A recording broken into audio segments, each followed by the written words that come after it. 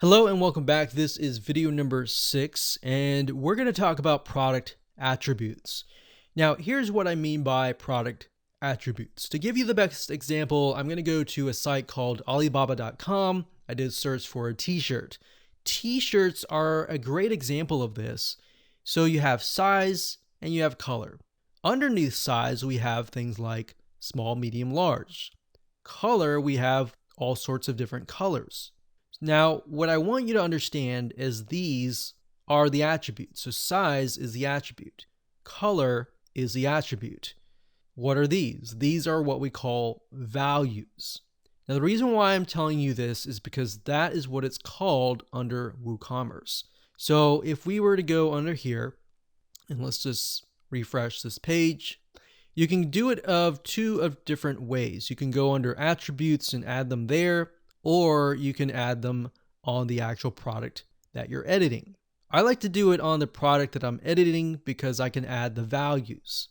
And under attributes, you can only add the attributes. So think of attributes kind of like a category of product attributes. So we have color and size.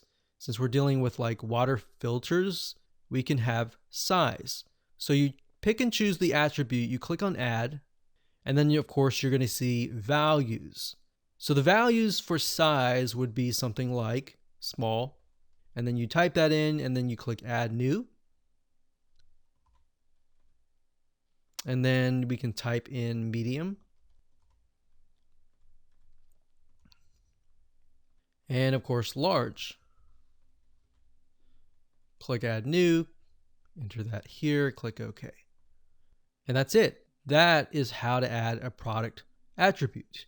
Now, of course, if it were color, let's say color, you would do the same thing.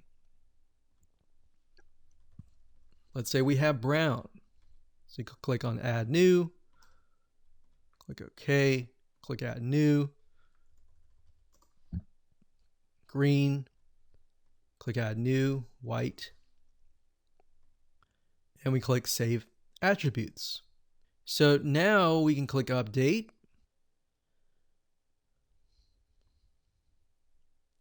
And there we go. So we go under attributes, we can see that we have large, medium, small. Under color, we have a variety of different colors. And that's it.